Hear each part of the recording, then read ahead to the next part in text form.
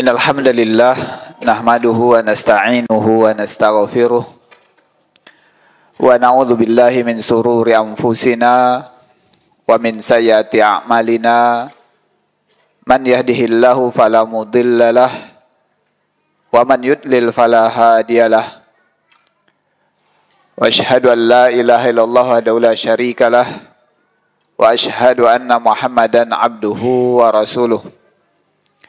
Allahumma salli wa sallim wa barik ala nabiyina wa habibina Muhammad wa ala alihi wa ashabihi wa man tabi'ahum bi ihsanin ila yaumiddin. Amma ba'd. Faya ayyuhal hadirun, kaum muslimin dan muslimat, Bapak Ibu yang kami muliakan, marilah kita sama-sama mengungkapkan rasa syukur kita kepada Allah Subhanahu wa taala, dan tentunya kita berharap kita mengucapkan rasa syukur ini bukan hanya sekedar di lisan saja, namun juga kita aplikasikan dalam bentuk ketaatan kepada Allah Subhanahu wa taala. Kita bersyukur atas segala nikmat karunia yang diberikan oleh Allah kepada kita semua, sehingga Allah berikan kepada kita nikmat iman, nikmat menjalankan ketaatan kepada Allah Subhanahu wa taala sesuai dengan apa yang telah diajarkan dan dipraktekkan langsung oleh para sahabat, diajarkan oleh Nabi Muhammad SAW dan juga dipraktekkan oleh para sahabat, dan itu yang diwariskan terus menerus sampai hari ini yang kita terima dari apa yang diajarkan oleh Nabi tersebut.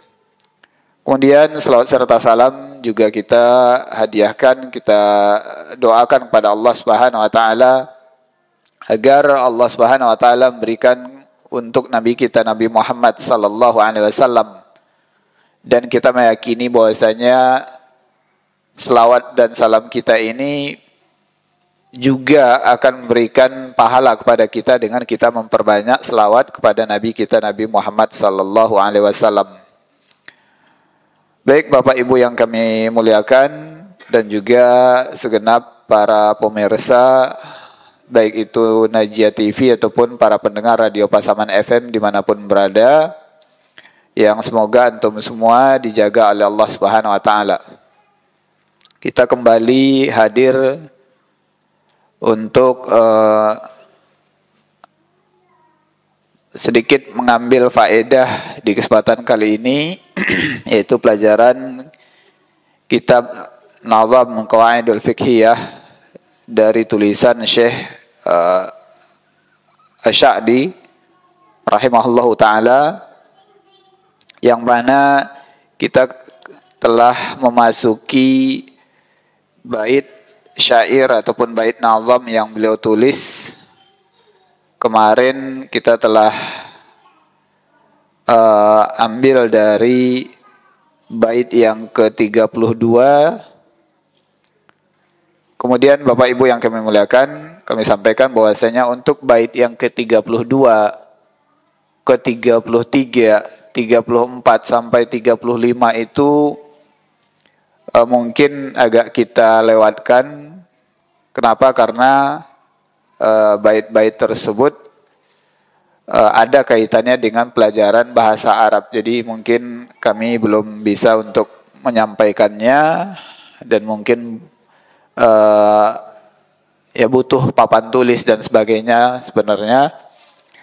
Namun kita ambil bait yang selanjutnya terlebih dahulu. Mudah-mudahan ada kesempatan kita untuk mempelajari kembali bait-bait yang tertinggal tersebut, karena memang syarat sekali dengan pelajaran bahasa Arab, sebagaimana yang waktu pertemuan sebelumnya kami sampaikan bahwasanya ada tentang isim mufrad, isim jamak dan sebagainya.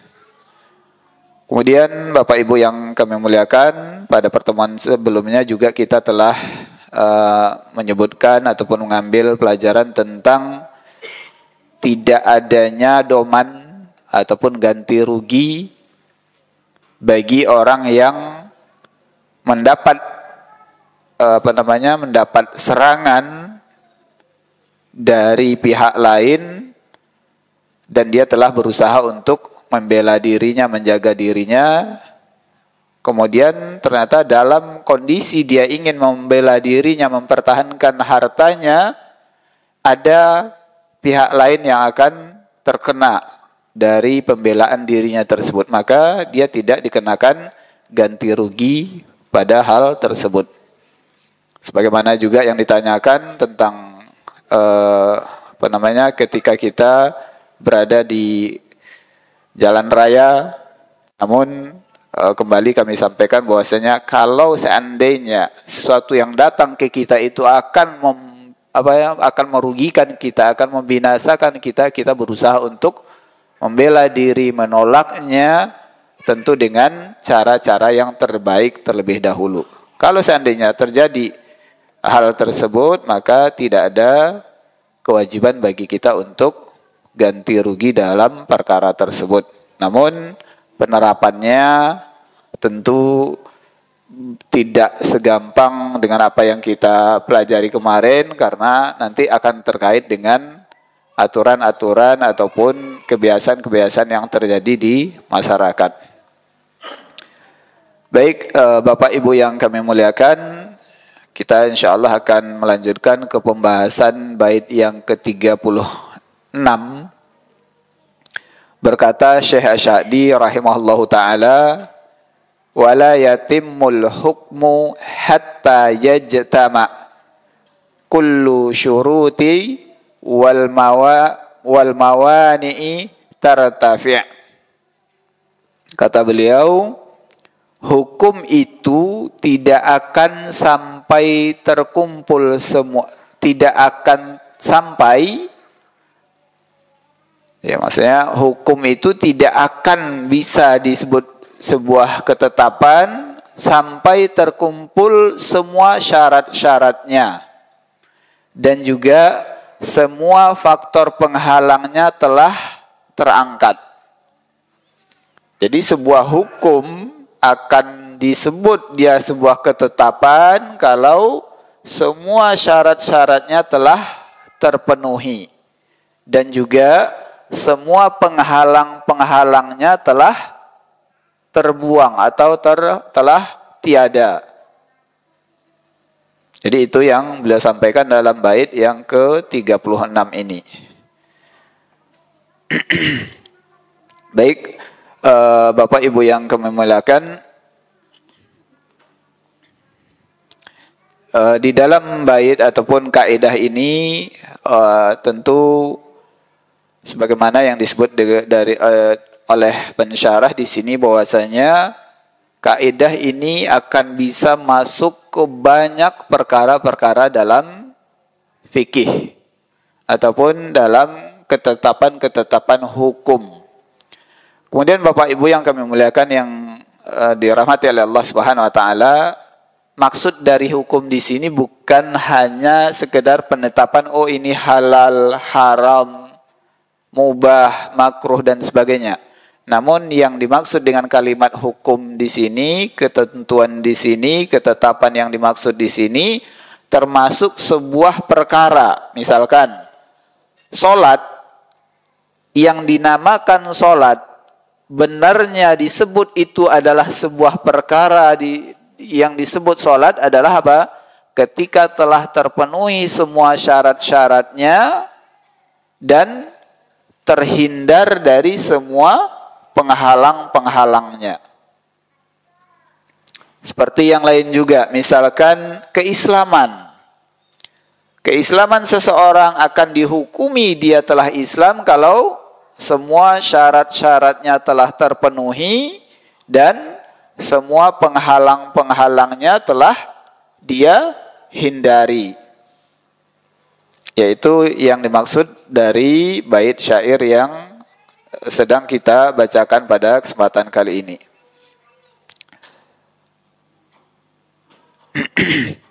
Kemudian Bapak Ibu yang dirahmati oleh Allah Subhanahu wa taala, itu bunyi bait syair yang disebutkan oleh Syekh Asy'adi, wala yatimmul hukmu hatta tajtami' kullu syuruti wal mawani tartafi'.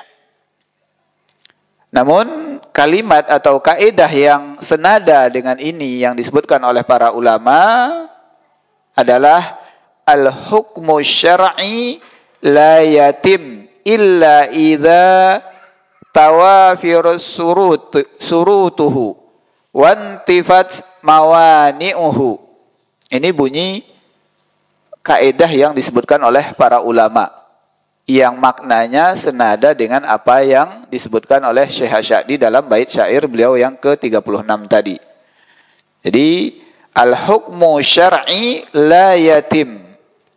Hukum syariat tidak akan sempurna illa kecuali idza tawafirat syurutuhu. Terkumpul semua syarat-syaratnya. Wantafat mawani'uhu, dan telah hilang semua penghalang-penghalangnya. Ya, sama sebenarnya bunyi makna dari kaidah yang disebutkan oleh Syekh Asy'adi dalam nazam yang ke-36 ini dengan kaidah yang disebutkan oleh para ulama. Baik, Bapak Ibu yang dimuliakan oleh Allah Subhanahu wa taala, kemudian kita akan lihat penerapan dari kaidah tersebut.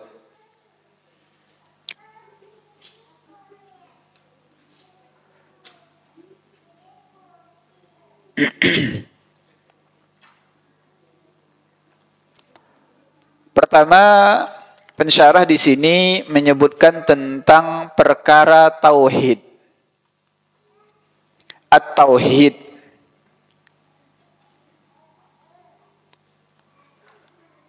Maka Bapak Ibu yang dimuliakan oleh Allah Subhanahu wa taala, kapan kita katakan seseorang itu bertauhid?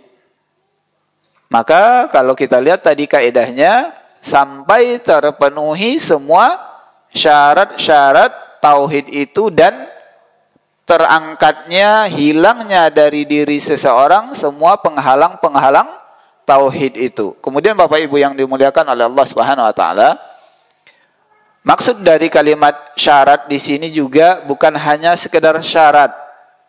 Misalkan di dalam permasalahan tauhid kita tahu ada rukun dan syaratnya, atau misalkan dalam perkara wudu juga ada syarat syah wudu, ada rukun-rukun wudu. Maka ini mencakup semuanya ke dalam kata syarat di dalam kaidah ini.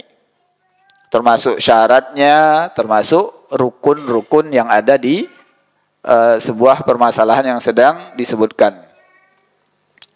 Maka ketika syarat-syarat tauhid itu telah dipenuhi oleh seseorang dan semua penghalangnya, maka bisa kita katakan orang tadi adalah orang yang berada di atas tauhid. Kalau ditanyakan Bapak Ibu, rukun tauhid itu apa, Pak? Atau kalimat tauhid itu apa? Kalimat tauhid apa, Pak? Kalimat la ilaha illallah. Nah, rukun tauhid apa, Pak? Atau rukun kalimat tauhid tadi? Ada berapa, Pak? Rukun kalimat tauhid. Ini murojaah aja, Pak ya. Ada berapa, Pak?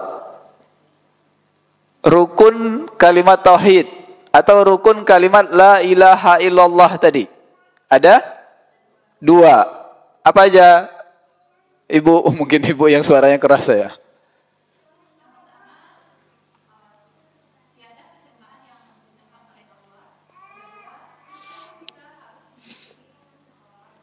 Ya, kalau dalam kalimat lebih simpelnya, lebih ringkasnya lagi. Ada nafi dan isbat ya. Ada penafian, ada penetapan gitu. Kita menafikan tidak ada sesembahan.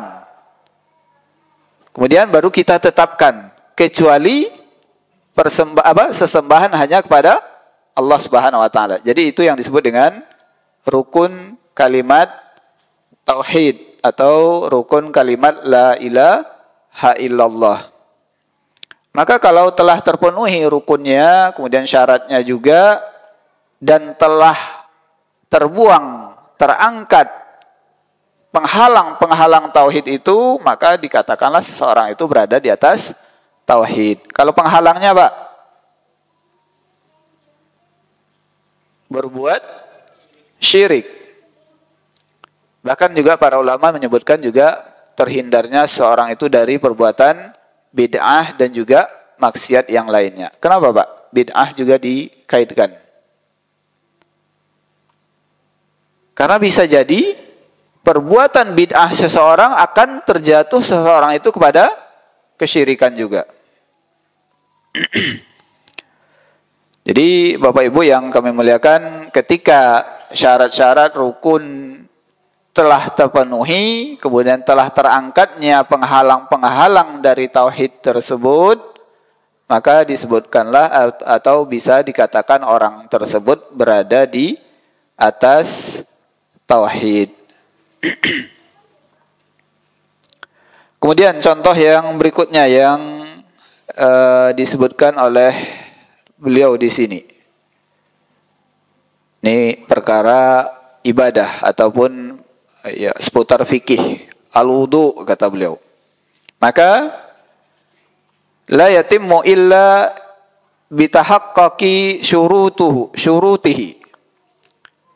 Maka tidak akan sempurna wudu seseorang itu dikatakan itu wudu kalau telah kecuali dengan terpenuhinya syarat-syarat wudu tersebut.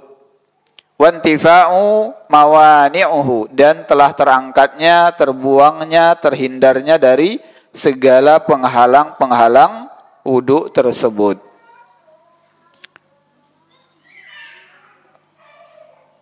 Kalau syarat-syarat wudu apa, Pak? Syarat-syarat wudu. Terkadang kalau kita ditanya syaratnya ini, rukunnya ini, banyak sekali, Pak, ya.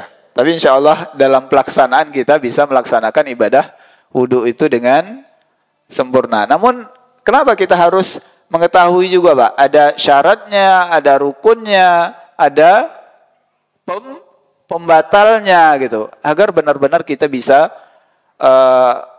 melaksanakan ibadah wudu itu dengan sebaik mungkin dan terhindar dari pembatal-pembatal wudu itu. Bisa jadi terkadang orang tidak mengetahui pembatal-pembatal wudu, dia kerjakan ternyata wudunya telah batal, atau dia mengalami sesuatu yang dia anggap telah membatalkan wudu dia, padahal dia tidak batal wudunya. Kalau ditanyakan syarat-syarat wudu, Pak, apa aja, Pak? Syaratnya, syarat sah wudu. Baca bismillah, Pak.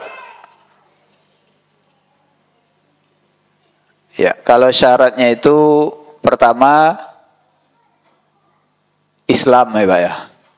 Kemudian balik berakal gitu. Antara balik sama berakal juga terkadang juga harus kita pahami juga gitu. Apalagi hari ini, Pak, generasi kita hari ini banyak yang udah balik tapi mungkin bisa jadi belum berakal gitu. Balik ya mungkin secara biologis ya, baik yang laki-laki ataupun yang perempuan. Tapi untuk berakalnya terkadang telat, Pak. Tapi coba lihat, kita lihat para sahabat dahulu. Ada usia 16 tahun udah jadi panglima perang. Itu seimbang, Pak, masa baliknya dengan berakalnya. Coba hari ini, Pak, anak kita umur 16 tahun bisa jadi panglima perang? Ya, seperti itu, Pak, ya. Jadi ya, perlu kita sedikit kembali mengingat-ingat syarat-syarat wudu apa saja. Tadi Islam, kemudian balik, berakal, kemudian kalau wudu dia itu untuk keperluan sholat, maka dia telah mengetahui waktu sholat. Kalau disebutkan rukun-rukun wudhu, Pak,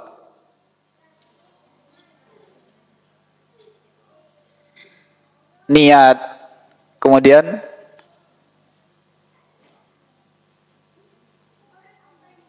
membasuh wajah, mencuci tangan sebelum wajah, rukun enggak, Pak? Enggak kan? Makanya membasuh wajah, kemudian membasuh kedua tangan sampai siku, kemudian mengusap kepala, mencuci atau membasuh kaki sampai mata kaki, kemudian ada kalimat tertib. Tertib maksudnya berurutan. Jangan basuh muka langsung cuci kaki asal semua anggota wudhu terbasuh katanya. Tidak juga. Atau ada penambahan dari di dalam mazhab Hambali itu al-mualah, berkesinambungan gitu. Misalkan kita sudah mencuci wajah nih, tiba-tiba ada teman ngobrol dulu, atau dipanggil sama istri keluar dulu dari kamar mandi gitu. Nanti dilanjutkan lagi ke cuci tangan, membasuh tangan sampai siku. Maka itu di dalam mazhab Hambali dengan jeda yang lumayan panjang itu, maka tidak termenuhi rukun rukun wudhunya. Harus berkesinambungan tanpa ada jeda yang panjang gitu.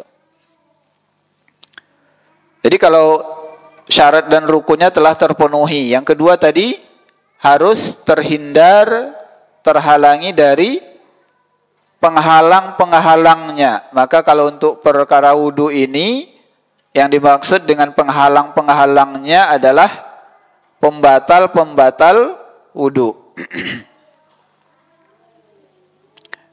Maka pembatal-pembatal wudhu, kalau kita lihat untuk semua mazhab itu pertama sekali disebutkan pembatal-pembatal wudhu itu adalah keluarnya sesuatu dari dua jalur, baik belakang ataupun depan. Kemudian yang kedua, hilang akal. Hilang akal ini bisa jadi karena pingsan, kemudian mabok, gila, ataupun tidur yang pulas, tidur yang nyenyak gitu. Nggak tidur nggak lalok ayam ya. Kemudian pembatal yang berikutnya adalah keluarnya darah ataupun nanah yang jumlahnya banyak gitu, atau mengalir gitu. Baik itu yang dari rongga ataupun dari luka gitu. Kalau misalkan darahnya cuma sedikit,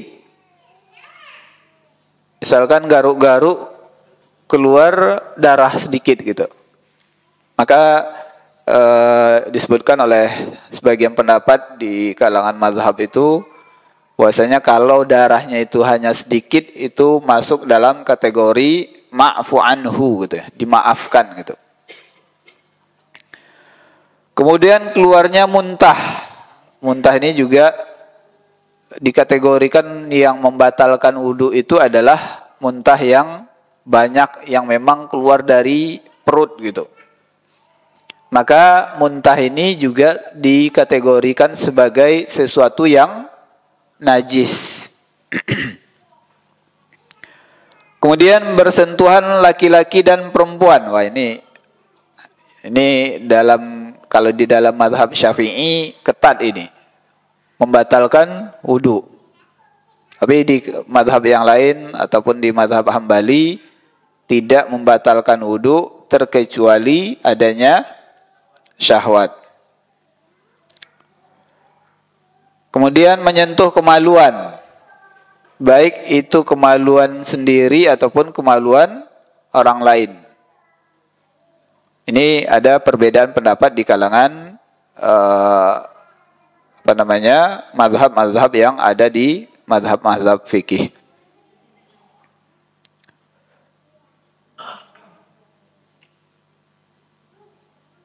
Ya, menyentuh kemaluan itu termasuk nanti pembahasannya apakah dengan telapak tangan atau dengan anggota tubuh yang lain gitu.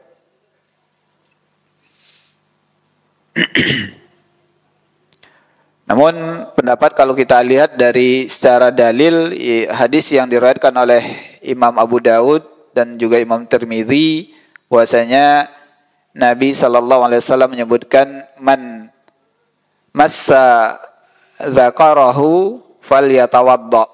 Barang siapa yang menyentuh kemaluannya hendaklah dia berwudu. Yaitu tentang wudu. Jadi Bapak Ibu yang kami muliakan, kapan kita sebutkan seseorang itu telah berwudu ataupun orang itu masih dalam keadaan wudu atau sempurnanya wudu seseorang, yaitu adalah ketika syarat dan rukun dari perkara wudu tersebut telah terpenuhi oleh orang tersebut dan juga tidak adanya pembatal-pembatal wudu yang dilakukan oleh orang tersebut.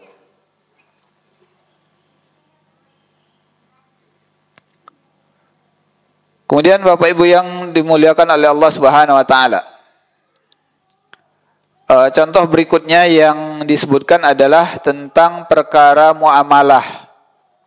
Contoh perkara muamalah jual beli.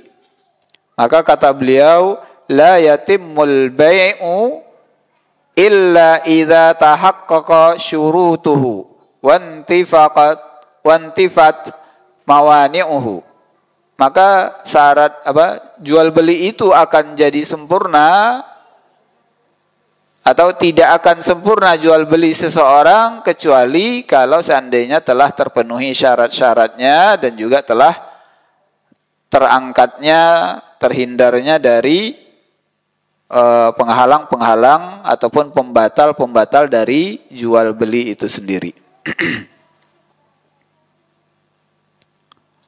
Kemudian Bapak Ibu yang kami muliakan, kalau kita lihat sedikit tentang jual beli, maka jual beli ini adalah sesuatu yang dihalalkan oleh Allah Subhanahu wa taala.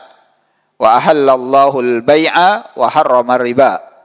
Allah telah menghalalkan jual beli dan juga telah mengharamkan riba.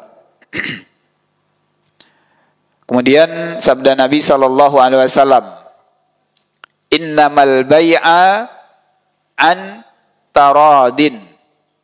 Sesungguhnya jual beli itu sah jika kalian telah saling ridho.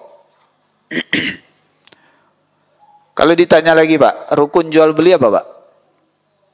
Rukun jual beli. Kita sambil murojaah Pak ya. Pertama adanya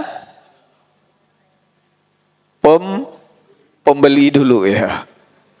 Dan juga penjual ya. Penjual dan pembeli. Kemudian ada yang kedua, ada barang yang diperjualbelikan. Yang ketiga, apa Pak? Adanya alat tukar. Ya, nanti kaitannya dengan apa yang disebutkan ulama adalah harga nilai yang jelas Pak. Jadi harus jelas harga barang yang diperjualbelikan tersebut. Ya, nanti kaitannya adalah dengan nilai tukar ya Pak ya. Kemudian yang keempat, ijab dan qabul. Kalau ijab qabul masih Pak, sekarang hari ini orang pakai kalimat, kalau dulu masih sering Pak kita dengar Pak. Orang di pasar itu mau beli yo gitu. Itu kan udah ijab ya Pak ya. Kata penjual kata yang satu lagi yo mau jual gitu.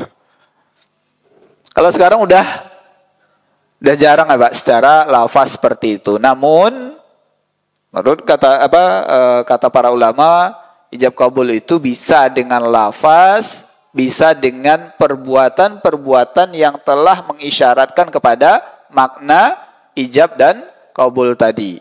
walaupun tidak dilafazkan secara langsung. Kemudian sedikit tadi tentang harga, Pak. Maka disebutkan tadi bahwasanya harga itu menjadi sebuah rukun. Ini harus benar-benar didudukkan, Pak. Terkadang ada orang yang bermuamalah jual beli itu belum selesai, Pak, tawar-menawarnya, yang pedagang udah bungkus tuh barangnya. Padahal mereka belum bisa dikatakan belum ada kata sepakat gitu dengan harga yang ditetapkan gitu. Tapi terkadang pedagangnya udah bungkus atau si pembelinya udah ngasih uang duluan gitu. Segiko selah gitu. Ini banyak, Pak, sebenarnya perkara-perkara yang cacat di dalam praktek-praktek jual beli ataupun perkara-perkara muamalah di dalam kehidupan kita sehari-hari. Apalagi kalau kawan gitu ya. Cukup salah itu gitu ya. Terkadang itu, Pak. Maka ini harus benar-benar kita perhatikan karena dia dari rukun gitu. Kalau rukun apa, Pak?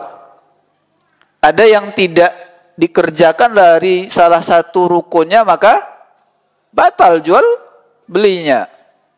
Atau jual beli yang dua harga. Ada, Pak? Kalau cash sekian, kalau kredit sekian. Belum jelas nih yang si pembeli mau ngambil yang mana gitu. Yang penting bayar saja dulu gitu ya. Atau di DP saja dulu gitu. Maka terkadang masih sering terjadi praktek-praktek seperti itu. Sehingga, Pak, nanti khawatirnya ya tadi kalau ini termasuk rukun ya batal jual belinya. Tapi kalau secara urusan kita bermasyarakat akan terjadi sesuatu di belakang hari. Kalau seandainya tidak didudukkan perkara-perkara seperti ini. Maka syariat yang ditetapkan oleh Allah Subhanahu wa taala itu sebenarnya salah satunya adalah menjaga tentang kehidupan manusia, termasuk dalam urusan muamalah. Kalau syarat-syarat penjual ataupun pembeli, Pak, atau syarat seorang penjual atau pembeli maka dikatakan jual beli itu syah. Nanti kembali lagi disebutkan baligh berakal. Hari ini kita sering, Pak, anak-anak yang beli ke toko kita ataupun kita suruh anak kita yang pergi beli.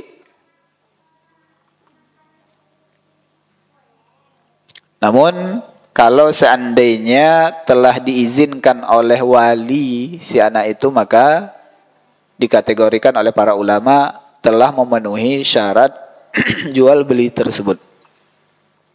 Kemudian syarat yang kedua, saling ridho di antara pembeli dan penjual.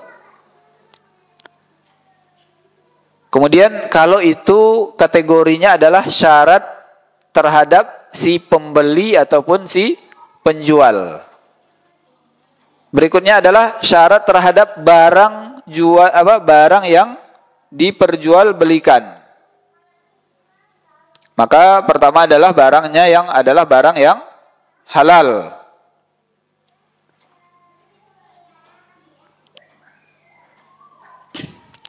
Maka sebagaimana yang disebutkan oleh Nabi sallallahu alaihi wasallam, innallaha idza harrama syai'an harrama tsamanuhu. Harrama tsamanahu. Sesungguhnya Allah apabila mengharamkan sesuatu maka haram pula tsaman. Tsaman itu nilai, Pak.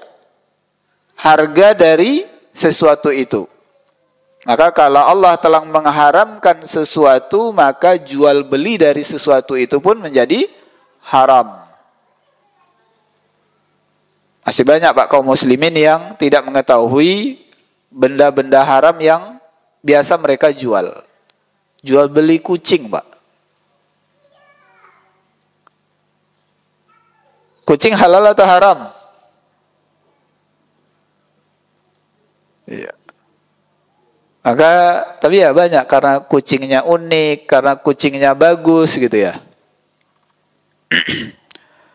Kemudian syarat barang-barang yang diperjualbelikan yang lain tadi adalah bermanfaat.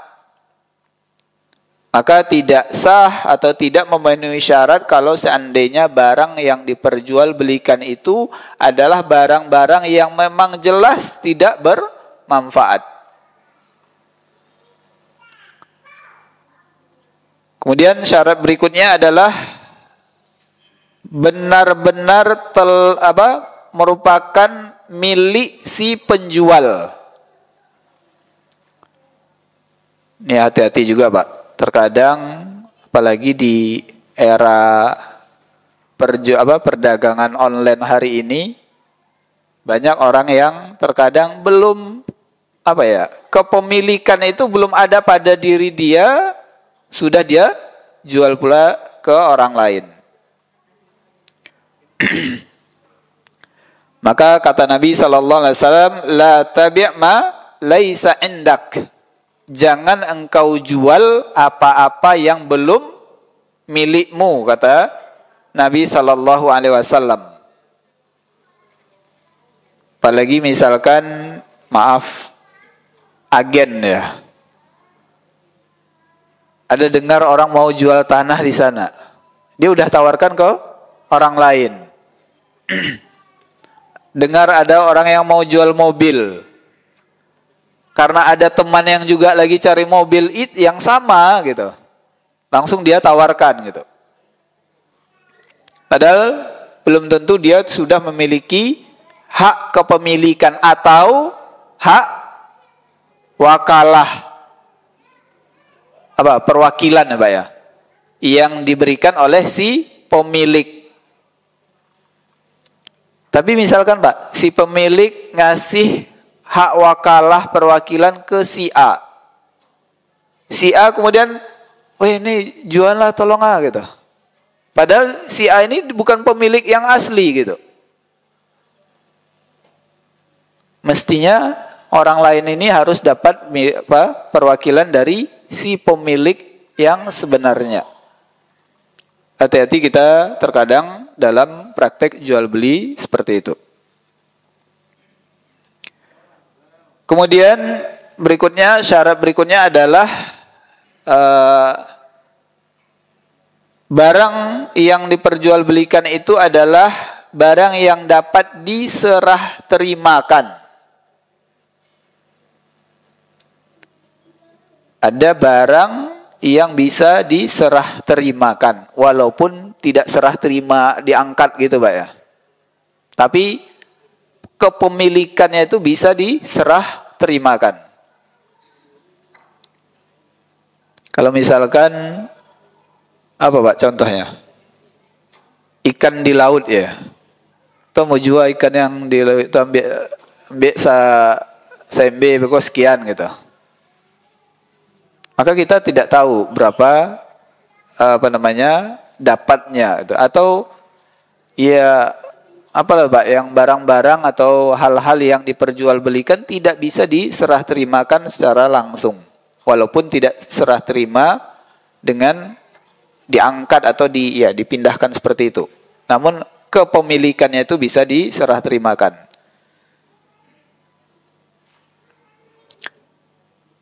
Maaf ya kalau contoh ikan tadi mungkin lebih tepatnya ke syarat yang kelima. Jelas sifatnya, jumlahnya dan jenisnya gitu. Tapi kalau kayak serah terima tadi mungkin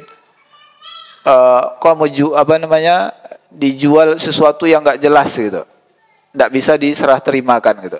Contoh laut kayak Pak. Uko salah gitu ya. Bara hektar nio gitu. Itu nggak bisa diserah terimakan. Kemudian bendanya atau barang-barangnya itu jelas sifatnya, jumlahnya dan jenisnya. Kalau ini mungkin seperti tadi. Jual ikan yang masih di dalam kolam, nggak tahu berapa jumlahnya. Atau kalau praktek yang ada Pak di kampung-kampung kita, orang beli buah yang belum matang ya. Yang masih di pohonnya, belum dipanen gitu. Tapi kalau udah dipanen sekian karung ya enggak apa-apa gitu. Ini Pak, apa namanya? Kencur apa Pak? Iya, yang masih di dalam tanah gitu, belum dipanen lagi masih di dalam tanah. Ada kan Pak? Dia memborong apa kebun kencurnya misalkan luasnya sekian dibayar, sementara belum jelas berapa hasil dari yang ada di dalam tanah tersebut. Ini banyak Pak praktek yang seperti itu di daerah-daerah kita.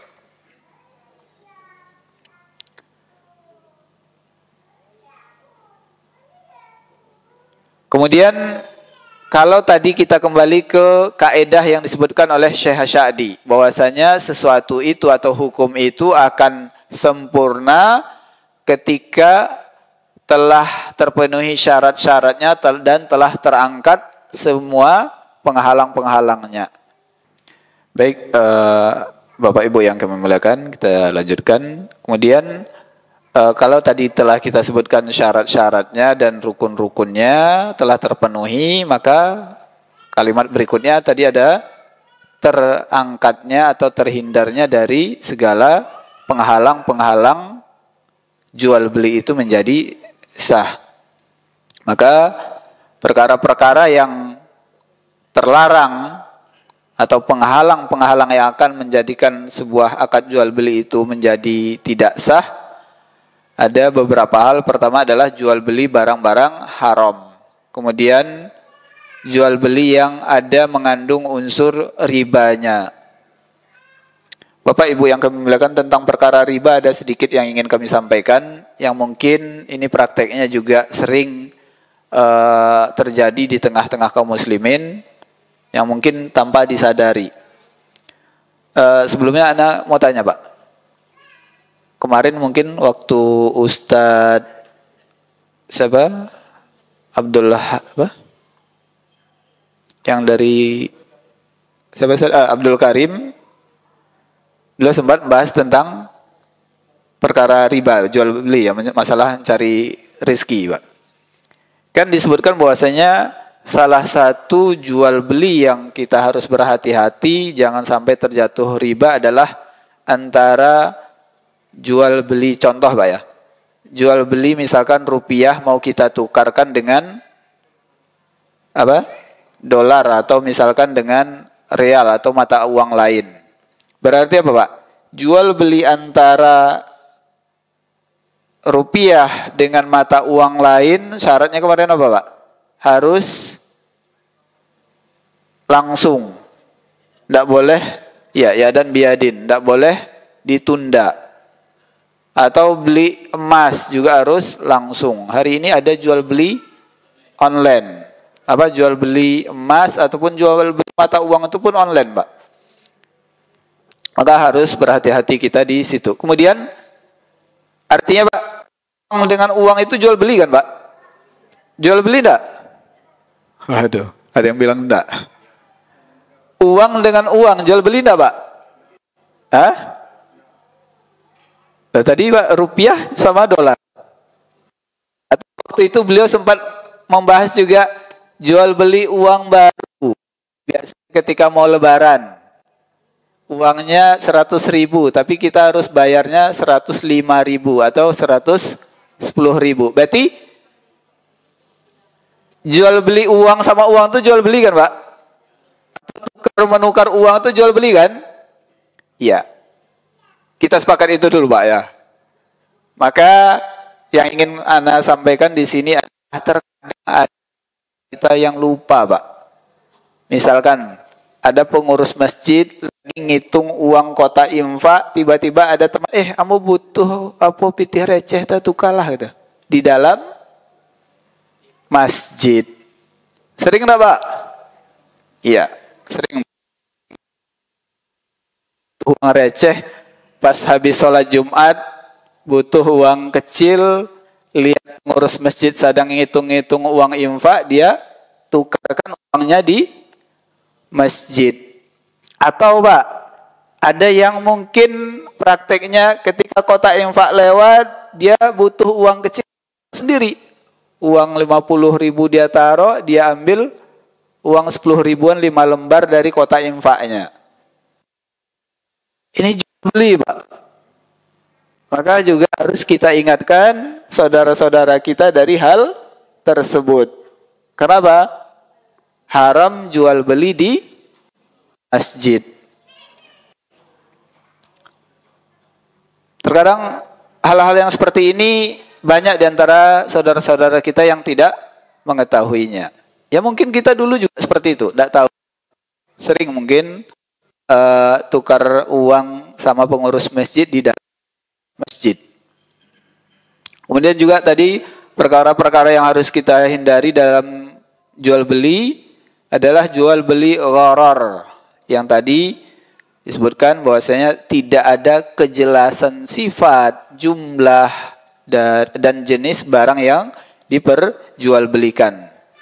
Kemudian juga jual beli yang belum dimiliki atau tidak memiliki hak untuk menjualkan barang tersebut, wakalah tadi. Kemudian Bapak Ibu yang kami muliakan, kita kembali ke pembahasan apa tadi, kaidah pensyarah di sini juga menyebutkan salah satu yang masuk dalam kategori pembahasan ini adalah man qatala mu'minan muta'ammidan fa inna jazaahu jahannam khalidan fiha. Kata beliau, barang siapa yang membunuh seorang muslim muta'ammidan dengan sengaja, fa inna jazaahu jahannam khalidan fiha, maka balasannya adalah masuk neraka jahanam khalidan fiha. Khalidan fiha berarti Pak, kekal di dalamnya. Jadi syaratnya tadi apa Pak? Dia membunuh seorang muslim, mukmin dengan sengaja, maka dia akan dimasukkan ke dalam neraka dan kekal di dalam neraka tersebut. Itu kalau seandainya telah terpenuhi syarat-syarat tadi. Maka bisa jadi Bapak ataupun Ibu, dia tidak kekal di dalam neraka jahanam tersebut. Kenapa? Karena ada penghalangnya. Penghalangnya apa? Penghalang dia untuk kekal di neraka itu apa? Kata beliau, liwujudi mani' minal khulud wa huwal iman. Ternyata dia adalah orang yang beriman. Maka seorang mukmin, walaupun dia membunuh seorang mukmin yang lain dengan sengaja, yang tadinya balasannya adalah masuk neraka dan kekal di dalamnya, namun ada sebuah penghalang sehingga dia tidak kekal di dalam jahanam tersebut. Apa? Keimanan dia kepada Allah Subhanahu wa taala. Jadi ini juga disebutkan oleh pensyarah di sini tentang perkara tersebut. Artinya apa Bapak? Bisa jadi sebuah perkara itu tetap hukumnya kalau telah terpenuhi syarat-syaratnya dan terhindar dari penghalangnya. Namun kasus yang tadi syaratnya telah terpenuhi namun penghalangnya ternyata ada satu yang belum terangkat. Dengan keimanan dia kepada Allah Subhanahu wa taala, ya, iman pada Allah Subhanahu wa taala, atau keimanan dia dengan rukun iman yang lainnya juga, maka itu sebagai penghalang bagi dia untuk tidak kekal di neraka jahanam. Kemudian contoh yang lain yang beliau sebutkan juga dalam permasalahan ini, an-nikah la yathbutu illa idza tahaqqaqat syurutuhu wa intifat mawani'uhu, ya. Perkara nikah juga, kalau telah terpenuhi syarat-syarat nikahnya, maka dan telah terhindar dari larangan-larangan atau penghalang-penghalangnya, maka sebuah pernikahan itu sudah dikatakan sempurna. Maka kalau rukun nikah apa aja, Pak? Rukun nikah. Oh, kita udah nikah semua, Pak. Tanya rukun nikah enggak tahu. Jangan-jangan enggak memenuhi rukun nikah kemarin, Pak. Ya, pertama ada calonnya dulu, Pak ya. Calon suami dan calon istri. Nih bagi yang belum nikah harus tahu nih. Kemudian ada wali nikahnya. Kemudian ada dua orang saksi yang adil. Kata Nabi SAW, la nikaha illa biwali. Tidak ada nikah tanpa adanya wali. Kemudian tentang saksi tadi, la nikaha illa biwali. Ya, kelanjutannya wasyahidai adlum. Tidak ada nikah kecuali dengan adanya wali dan dua orang saksi yang adil. Kemudian rukun selanjutnya adalah ijab dan qabul. Kemudian kalau syarat nikah, Pak. Ya, kalau syaratnya ada terbagi juga, ada syarat untuk calon suami dan calon istri. Syarat untuk seorang calon suami atau seorang laki-laki, maka harus seorang muslim. Kemudian kalau calon istri juga harus seorang muslimah atau apa, Pak? Ahlu kitab. Ya, kalau untuk perempuannya ya. Kemudian tidak antara calon suami dan calon istri itu tidak memiliki hubungan mahram. Atau tidak juga dalam keadaan ihram muhrim.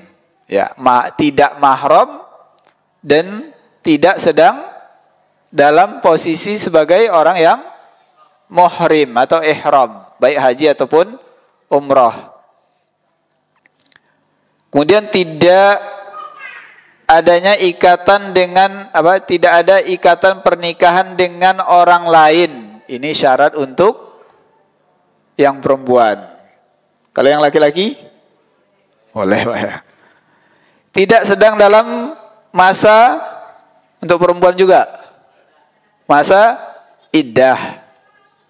Bukan masa haid dan nifas ya, Pak ya. Ya, kemudian syarat wali juga harus laki-laki muslim berakal baligh dan juga tidak dalam keadaan muhrim, sedang berihram. Jadi orang yang sedang ihram itu tidak boleh nikah dan tidak boleh menikahkan.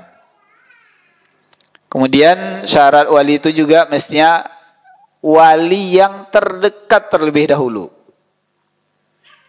Walaupun ada wali yang jauh, tapi lebih diutamakan yang terdekat, ayah dari wanita itu ataupun kakeknya ataupun saudara laki-lakinya dan seterusnya. Kemudian syarat saksi tadi adalah yang disebutkan adalah adil ya. Muslim, kemudian baligh dan juga syarat utamanya tadi adalah adil. Kemudian syarat adanya ijab qabulnya atau akad nikahnya. Harus ada ijab dan qabul. Kemudian dilaksanakan dalam satu majelis, bukan satu napas ya Pak ya. Tapi satu majelis. Hari ini Pak, ada yang nikah online. Ada enggak Pak? Iya, pakai video call. Jadi maksudnya ternyata hari ini dikategorikan oleh para ulama yang namanya satu majelis itu bukan mesti di dalam satu tempat. Boleh namun tetap dalam satu majelis. Yaitu beberapa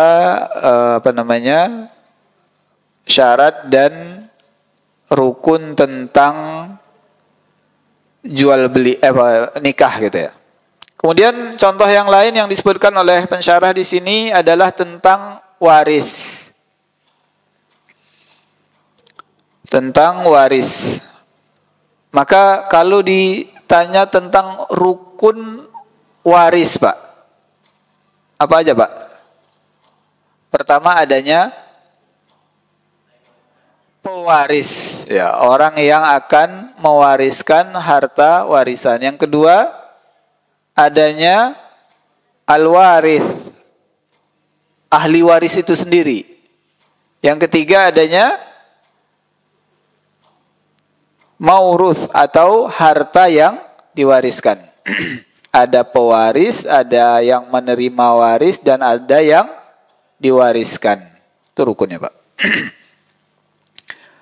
Kemudian syaratnya, syarat utama dalam waris. Pertama, apa, Pak? Syaratnya meninggalnya si pewaris. Hari ini ada enggak, Pak? Dia mewariskan hartanya ke anak-anaknya ataupun ke ahli warisnya, tapi belum meninggal. Itu waris atau ngasih pemberian gitu? Ya harus diperjelas, Pak ya. Kemudian syarat yang kedua apa, Pak? Hidupnya ahli waris gitu. Misalkan, Pak, ada kecelakaan seorang bapak sama anaknya. Kecelakaan terjadi, kemudian ada yang nolong, bantuin, didapati bapak sama anaknya udah sama-sama meninggal. Kalau selagi masih bisa ditentukan, Pak, mana yang lebih duluan, itu perlu, Pak. Kenapa? Misalkan ternyata yang pertama meninggal, benar bapaknya dulu yang meninggal gitu. Berarti anaknya sebagai ahli waris, pewaris gitu. Nah, dia punya dapat jatah itu. Walaupun hidupnya cuman beberapa menit setelah bapaknya meninggal. Kalau misalkan anaknya ini punya anak juga, maka dia harus dapat dulu jatah sesuai dengan jatah yang dia dapatkan dari bapaknya, nanti baru dihitung harta dia yang akan diwariskan kepada ahli waris selanjutnya. Jadi perlu, Pak, memastikan ahli waris itu yang hidup siapa aja gitu. Di saat pewaris itu meninggal, walaupun cuma 1 menit 2 menit.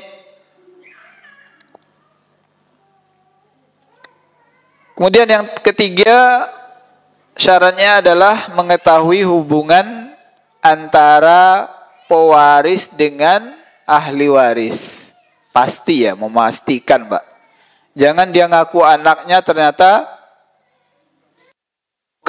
anaknya, anak angkat misalkan, maaf. Atau seorang istri, ya orang tahu wanita itu istri dari bapak yang meninggal itu. Ternyata apa? Dia udah ditalak duluan gitu oleh orang yang meninggal itu. Dan telah habis masa iddahnya, maka tidak lagi dianggap sebagai ahli waris. Kemudian tadi kita kembali ke kaidah, kalau udah terpenuhi syarat-syaratnya ataupun rukunnya, penghalangnya juga telah terangkat. Maka penghalang warisan. Apa aja, Pak? Penghalang warisan. Pertama adanya perbedaan akidah, beda agama. Kemudian adanya kejadian pembunuhan terhadap pewaris oleh ahli waris, maka batal dia untuk mendapatkan warisan. Kemudian adanya perbudakan. Misalkan seorang bapak meninggal, harta yang diwariskan banyak, ternyata anaknya menjadi budak setelah itu gitu. Maka bukan setelah itu ya, ketika bapaknya meninggal ini walaupun punya harta banyak namun anaknya menjadi budak gitu.